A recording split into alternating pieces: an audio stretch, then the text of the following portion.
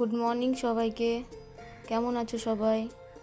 আবার আমি এক নতুন ভিডিও নিয়ে চলে আসলাম তোমাদের সামনে। আমার ভিডিওতে তোমরা খুব ভালোবাসা দিচ্ছ, আমার খুব ভালো লাগছে। এইভাবে আমাকে সাপোর্ট করো, ভালোবাসা দাও, যাতে আমি আরেকটু এগিয়ে যেতে পারি। আর আজকে মানে শরীরটা আমার খারাপ খারাপ লাগছিল সকাল থেকে, তাও মোটামুটি কিছু কাজ টাজ করলাম, বাসি কাজ টাজ করলাম, গ্যাস ট্যাস মুছামুছি করলাম, রান্নাঘরটা পরিষ্কার করলাম, তারপর আবার এসে ঘরটর ঝাড় দিলাম।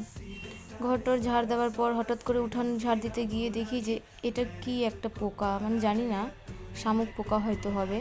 তারপর উঠান ঝাড় দিচ্ছি, এতটা বৃষ্টি হয়েছে উঠানের মধ্যে জল লাগিয়ে গেছে।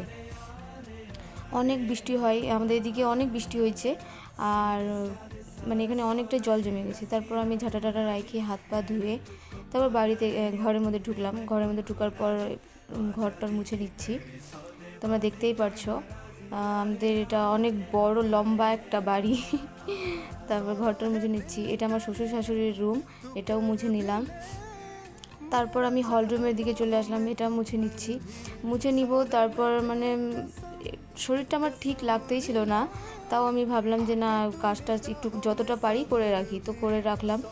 ভাতটাও বসাই দিয়েছিলাম, শুধু ভাতটাই করছিলাম, আর কিছু করার আমার ভালো লাগতেছিল না। আমি মাকে ফোন করে বলে দিয়েছিলাম যে আমার ভালো লাগছে না, তো মানে তুমি এসে তুমি রান্না করে নিয়ে আমি শুধু ভাতটা করে দিচ্ছি। তো মা বললো যে তুই চিনি জল খা, তোর প্রেশারটা হয়তো লো হয়ে গেছে ওটার জন্য। তারপর জ্বরও চলে আসছিলো আমার, তো আমাকে বললো যে তুই ভাত টাত খেয়ে নে, তারপর ঘুমিয়ে পড়িস। তো আমি ঘুমিয়েছিলাম। তারপর দেখি হঠাৎ করে মা আসলো, তো বললো যে ওর একটু ওষুধ টষুধ দিল আমাকে, ওষুধ টষুধ খায় বললো যে স্নান কর যা। তারপর আমি স্নান ধান করলাম। তো বিকেলের দিকে দেখি জানলা দিয়ে আকাশটা খুব মেঘলা মেঘলা লাগছে, আর জ্বরও ছিল, তাই বলছিলাম মোমো এনে দিতে। রাত্রে আর খাবার খাইনি, ওই মোমোটা খেয়ে ওষুধ খেয়ে ঘুমিয়ে পড়ছিলাম।